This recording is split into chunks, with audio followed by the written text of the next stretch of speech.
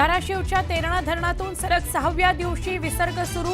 अतिवृष्टीमध्ये 5 वेळा भरलं धरण। नदीकाठच्या गावांना सतर्कतेचा इशारा। भुसावळच्या हतनूर धरणाच्या पाणलोट क्षेत्रात सुरू असलेल्या पावसानं वाढली पाण्याची पातळी। 12 दरवाजे उघडून नदीपात्रात विसर्ग। राज्यात पावसाचा जोर ओसरणार। कमी दाबाचा पट्टा गुजरातकडे सरकला। कोकण, मराठवाडा, विदर्भ आणि घाटमाथ्यावर हलक्या सरींचा अंदाज।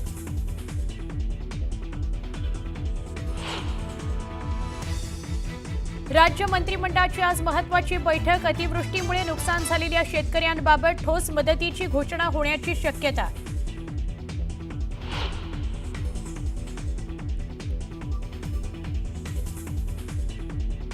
बीडच्या नारायणगडावर दसरा मेळाव्याची तयारी अंतिम टप्प्यात। मनोज जरांगेंच्या उपस्थितीत होणार दसरा मेळावा। जरांगे काय बोलतात याकडे सगळ्यांचं लक्ष।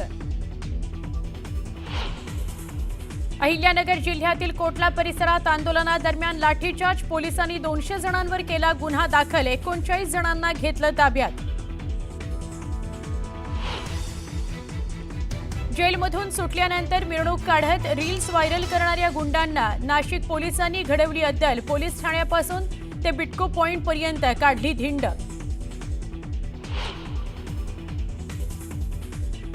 पूरग्रस्त भागातील 12वीच्या विद्यार्थ्यांना दिलासा। 12वी परीक्षेचा फॉर्म भरण्याकरता सरकारकडून 15 दिवसांची मुदतवाढ।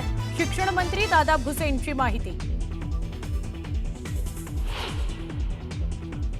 सप्टेंबरमध्ये सोनं आणि चांदीच्या दरात मोठी वाढ। चांदीचे दर 1.5 लाखांच्या जवळ। सोन्याचे दर 1,19,000च्या उंबरठ्यावर।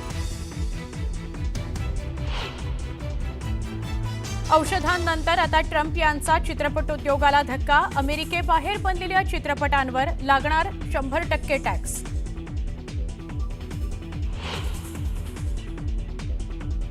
आणि आजपासून महिला वर्ल्ड कप क्रिकेट स्पर्धेला सुरुवात। भारताचा सलामीचा सामना श्रीलंका संघासोबत।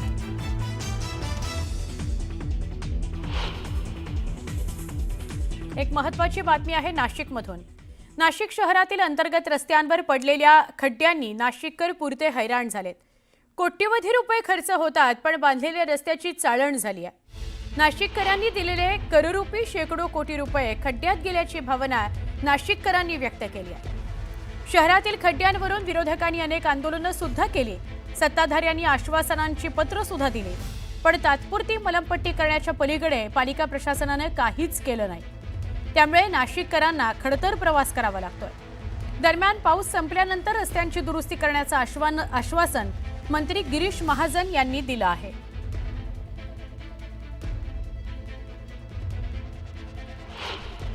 खड्डे बुजवायचं काम चाललेलं होतं, अतिशय वेगात चाललेलं होतं, आपणही बघितलं। पण पुन्हा मी गेलो दुसऱ्या दिवसावर इतका पाऊस चाललेला आहे की त्या पावसामध्ये खड्डे बुजले की ते परत 8 दिवसामध्ये तसेच होतील। आमच्या सगळ्या टीम तयार आहेत, आमचे अधिकारी तयार आहेत। परत 25-30% ठिकाणी आम्ही ते खड्डे बुजवलेले आहेत। पण आतापर्यंत खरं म्हणजे पाऊस नसता या 5-6 दिवसात पूर्ण झाले असते। मी अजूनही आपल्याला सांगेल की अजून 1-2 दिवस पावसाचा अलर्ट आहे। तो पाऊस गेला की आम्ही 4-5 दिवसामध्येच अगदी वॉर लेवलवर हे सगळे खड्डे बुजवणार आहोत। आणि त्याचबरोबर आता आम्ही नवीन टेंडर काढून हे रस्ते सिमेंटचे सुद्धा आम्ही व्हाईट टॉपिंग जे आहेत ते आपण घेतलेले आहेत। आमचे प्रतिनिधी लक्ष्मण घाटोळ यांच्याशी आपण बोलूया। लक्ष्मण, एका बाजूला पाऊस, अतिवृष्टी, दुसरीकडे नाशिकमधून फिरायचं तर रस्त्यांवर खड्डे, काय सांगाल? सुवर्ण, मी आता नाशिकच्या अंबड लिंक रोड परिसरामध्ये उभा आहे। ह्या बाजूला जर गेलं तर सातपूर औद्योगिक वसाहत आहे आणि समोरच्या बाजूला अंबड औद्योगिक वसाहत आहे। नाशिक शहरातील जो अर्थव्यवस्थेचा कणा ज्या 2 औद्योगिक वसाहतींवरती आहे त्या 2 औद्योगिक वसाहतींना जोडणारा हा शहरातला मुख्य रस्ता आहे। त्या रस्त्याची काय दुरावस्था झाली आहे ही दृश्यांमध्ये आपल्याला दिसेल। अशा पद्धतीनं रस्त्यात खड्डा की खड्ड्यात रस्ता अशा स्वरूपाची भावना या रस्त्यावरून प्रवास करणाऱ्या नाशिककरांची होती आहे। सुवर्ण, हा एक रस्ता अंबड लिंक रोडचा, याची ही अवस्था आहे असं नाही आहे तर शहरात तुम्ही कुठेही जा, मग त्यामध्ये तुम्ही मखमलाबादला जा, तुम्ही देवळाली कॅम्पला जा, तुम्ही भगूरला जा, तुम्ही नाशिक रोडला जा, कुठल्याही भागामध्ये जर तुम्ही शहरातले गेले तर तुम्हाला रस्त्यांची हीच अवस्था दिसेल. आणि त्यामुळे नाशिककर पुरते बेजार झालेले आहे, पुरते हैराण झालेले आहे. वारंवार पालिका प्रशासनाकडे मागणी केली जाते की हे रस्ते दुरुस्त करा. खरं तर पावसाळ्यानंतर हे खड्डे पडले असं नाही, पावसाळ्याच्या पूर्वीपासून शहरामध्ये हे जे खड्डे आहे ते होते आणि त्या खड्ड्यांवरती अशा पद्धतीनं त्रास जो आहे तो नाशिककरांना होतो. आपल्यासोबत काही नाशिककर आहे, आपण त्यांना विचारूया. हे बोलायला तयार नाही, आपण आणखी काही नाशिककर आहे त्यांच्याशी बोलण्याचा प्रयत्न करूया. काय त्रास होतो खड्ड्यांना? अरे पूरा त्रास बहुत भरपूर त्रास है यार, क्या बोलूँ.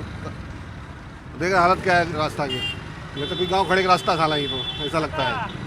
त्रास तो आपल्यासोबत काही नाशिककर आहे, काय त्रास होतो? आता गाडी चालवते ते डायरेक्ट ॲक्सिडेंट पण होत आहे. गाडी खड्डे का गाड्या डायरेक्ट फसून जाऊ राहिल्या.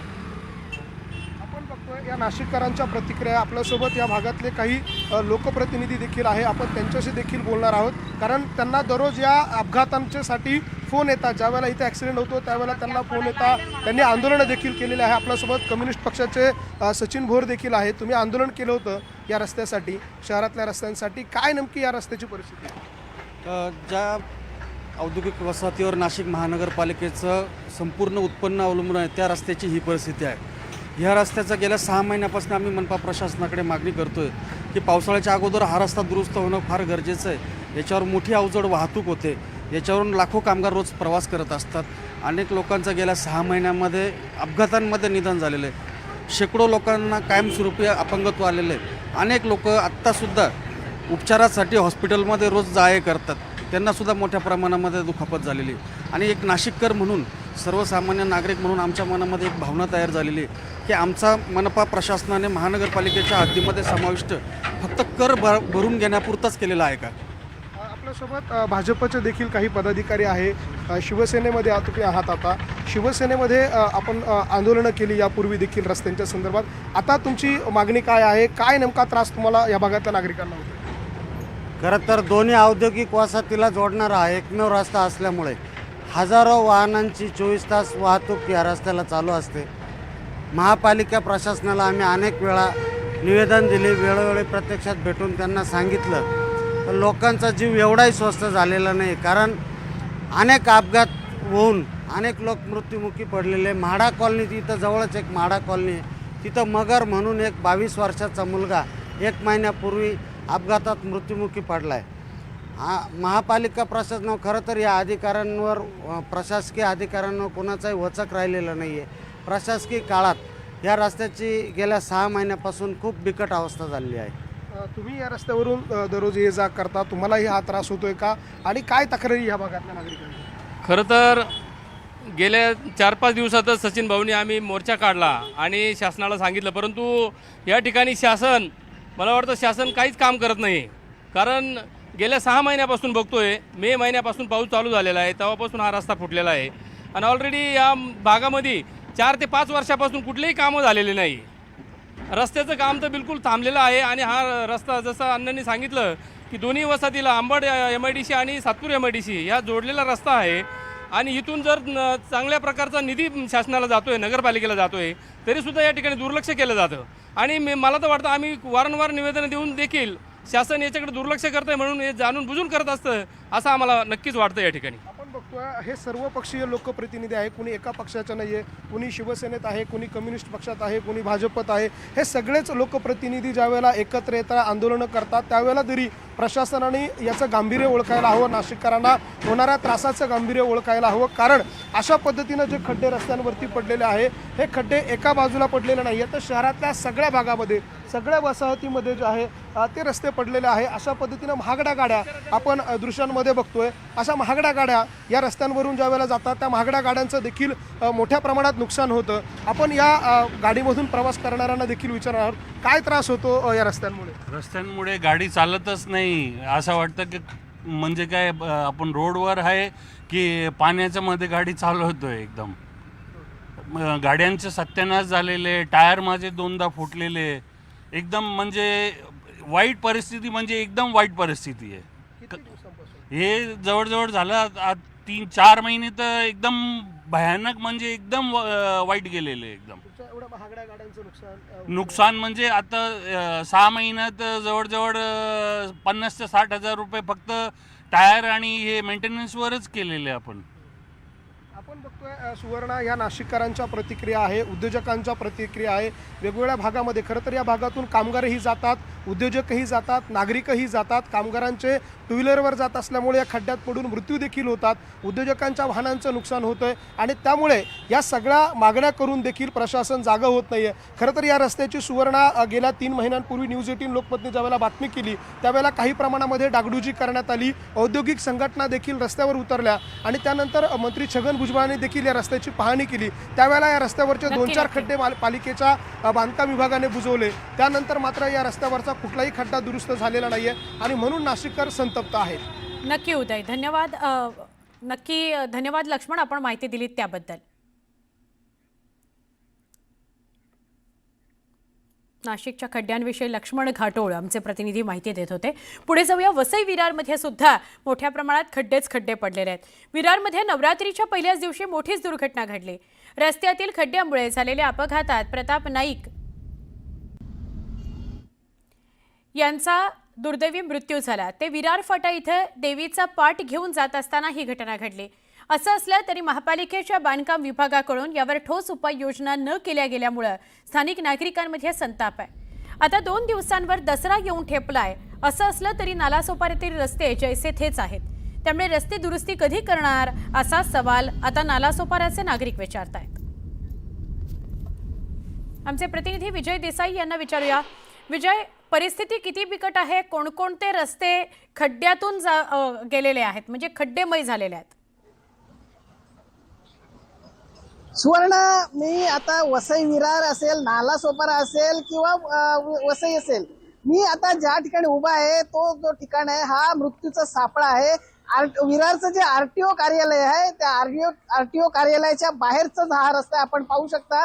हा नवरात्रीच्या पहिल्याच दिवशी या ठिकाणी प्रताप नाईक यांचा दुर्दैवी मृत्यू झाला होता. त्या मृत्यू झाल्यानंतर फक्त या ठिकाणी जर पाहिलं तर हे या ठिकाणी फक्त खडी टाकण्यात आलेली आहे आणि त्याची काही डागडुजी केली नाही. आपण खडीचे फक्त ढीग आपण बघू शकतो. या ठिकाणचे खड्डे मात्र जैसे ते आहेत आणि आपण जर पाहिलं तर ह्या संपूर्ण हा जो रस्ता आहे हा मुंबई अहमदाबाद महामार्गाला जोडणारा महत्वाचा रस्ता आहे विरारकडून जातानाचा. आणि हा सध्या जो आहे रस्ता हा सार्वजनिक बांधकाम खात्याकडे आहे.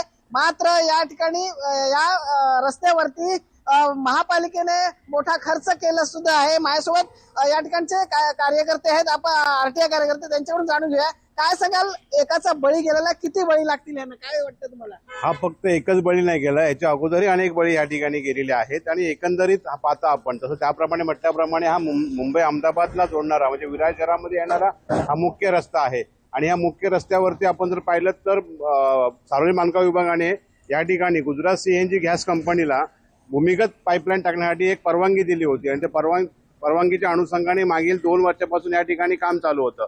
परंतु काम चालू झाल्या असताना या ठिकाणी अपघात झालेच काही, परंतु हे काम संपल्यानंतर पूर्वता करण्याची किंवा रोडवर पुन्हा रस्ता जो आहे त्या स्थितीत ठेवण्यासाठी या लोकांनी त्या बांधकाम विभागाकडून गुजरात सीएनजीच्या करारामध्ये ज्या काही नमूद केलेल्या गोष्टी त्याचे तंतोतंत पालन न झाल्यामुळे प्रताप नाईक सारखा मृत्युमुखी म्हणजे 22 तारखेला घटस्थापनेच्या दिवशी हा मृत्यू त्याचा झालेला आहे. या ठिकाणी तुम्ही या संपूर्ण याला कोणाला जबाबदार धरताय काय सांगाल?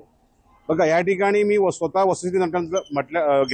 वस्तुस्थितीचा एकंदरीत अनुभव घेतल्यानंतर वसई विरार शहर महानगरपालिका असेल, बांधकाम विभाग असेल, आरटीओ असेल किंवा वाहतूक विभाग असेल, या एकंदरीत मुख्य रस्ता असल्या कारणास्तव या सर्व प्रशासनाची एकंदरीत जबाबदारी होती. परंतु फक्त ह्या लोकांनी कागदी घोडे नाचवलेले आहेत. प्रत्यक्षात या ठिकाणी कुठल्याही प्रकारचे काम जे पूर्तता करायला पाहिजे ती कामाची केलेली नाहीये आणि त्यामुळे असे वारंवार यापुढे अपघात घडत राहतात. कारण आपण पाहिलं तर विरार फाट्यापासून तर साईनाथ नगरपर्यंत रस्ता जो खोदलेला आहे दोन्ही बाजूने खोदलेला आहे. खोदलेल्या रस्त्याची जर अवस्था आपण जर पाहिली तर वाहनधारकांना तो अडचणीचा निर्माण झालेला भाग आहे. म्हणजे लोक मुठीत जीव घेऊन या ठिकाणी प्रवास करत आहेत. एकंदरीत आपण पाहतो तर या रस्त्यावर साधारण किती खर्च झालाय, किती निधी किती आलाय? वसई विरार शहर महानगरपालिकेच्या हद्दीमध्ये जरी रस्ता असला तरी त्याचा संपूर्ण जबाबदारी सार्वजनिक बांधकाम विभागाकडे आहे. परंतु या रस्त्यावरती वसई विरार शहर महानगरपालिकेने आतापर्यंत करोड रुपये हे डागडुजीकरणासाठी खर्च केलेले आहेत. आणि विशेषतः म्हणजे आम्ही ज्यावेळी सार्वजनिक बांधकाम विभागाची चौकशी केल्यानंतर या रस्त्यासाठी आर्थिक बजेट असतं, त्यामुळे 24-25च्या बजेटमध्ये विजय. या रस्त्याला कुठल्या वसई विरार शहराच्या सार्वजनिक बांधकाम विभागाला कुठल्याही प्रकारची आर्थिक तरतूद न केल्या. विजय सगळ्या नालासोपाऱ्याच्या नागरिकांशी बोलत होते आणि नागरिकांना या खड्ड्यानं प्रचंड हैराण केलेलं आहे.